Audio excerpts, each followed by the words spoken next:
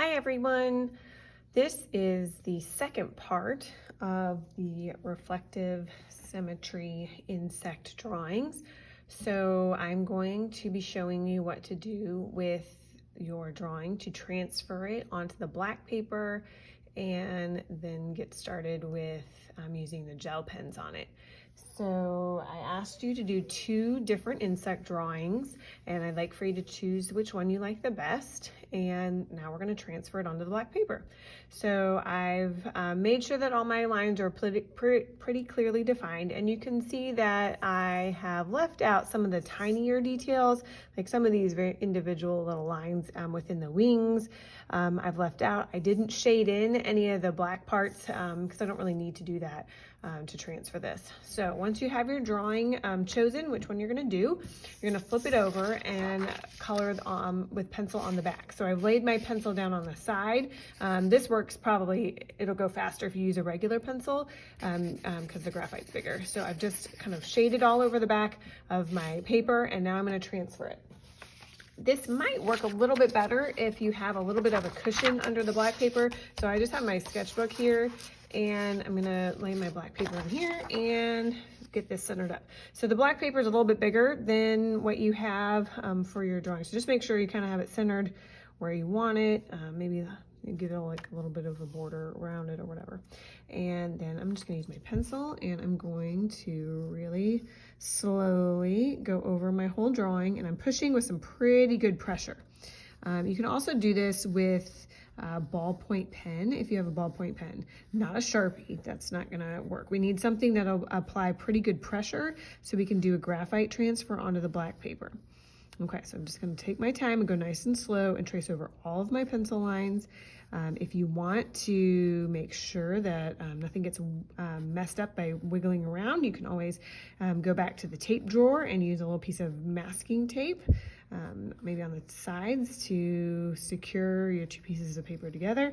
I'm just gonna leave it up to fate that I don't wiggle. Okay, so I'm gonna keep going with that, and then I'll show you what it looks like when you're done.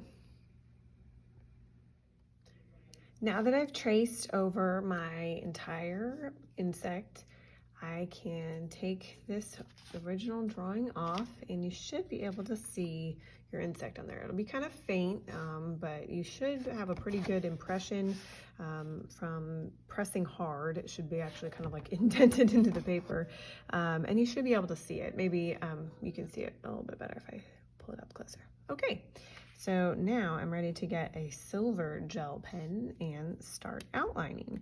So I'm just gonna go over all of my pencil lines, again with the silver gel pen.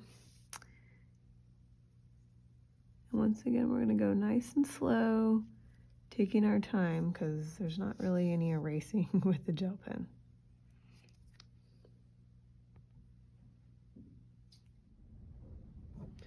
Now that I have my entire insect outlined, I'm ready to do the embellishment.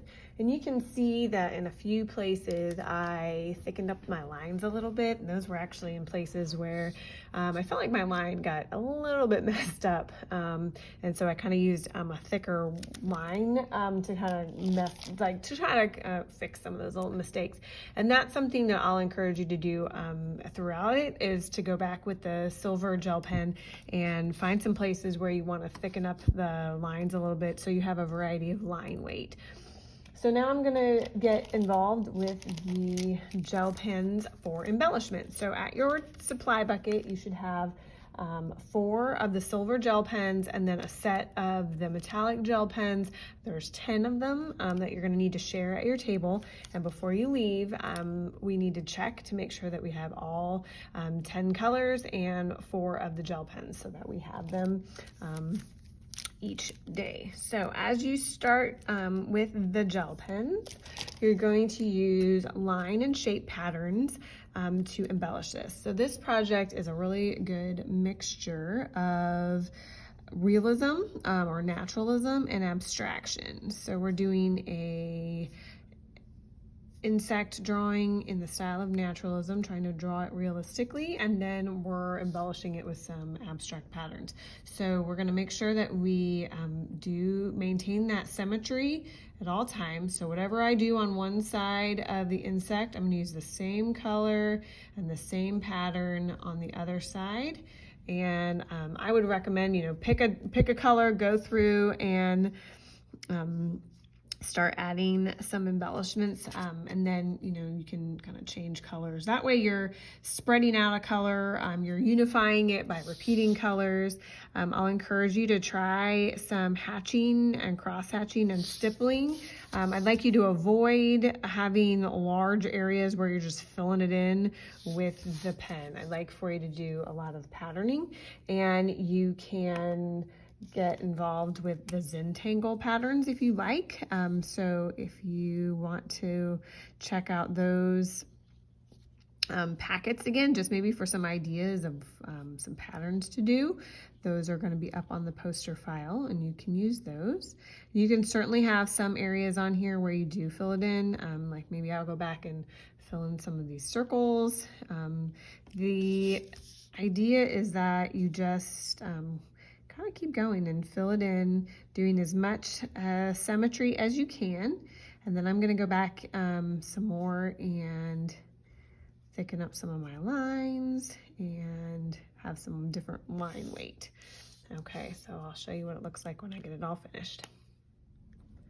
Here's my insect now that I'm done doing all the embellishments, and I can say from experience that starting it off and kind of knowing what to do at the beginning of the embellishment part is a little challenging. I wasn't sure what kind of designs to do, but I just started thinking about different types of lines and creating some different values. And once I got going, I kind of was able to go back and add more to something. So I tried to use a lot of the different colors, but I also tried to repeat colors throughout. So I tried to unify it by having similar colors kind of reappear. And obviously we want to maintain that symmetry on both sides, same color, same type of pattern. And then you can always go back in, after I did that initial one up here with the gold, then I went back with the blue, and you can fill in things or go back and outline things. I think once you get going, it's sometimes a little hard to stop. So I guess know when to stop. And when I was finished, I added some little things to the corners. If you want to do some kind of border around the edge, you can. Mine just felt like it needed a little something. And I signed it down here in the bottom corner. So make sure you put your name on this on the front or the back is fine. And then to turn this in, I want you to turn in your completed insect drawing, and then I want you to turn in your 2 practice ones that you did. You should have the one that you did for the project and then the other page. So make sure your name's on both of those.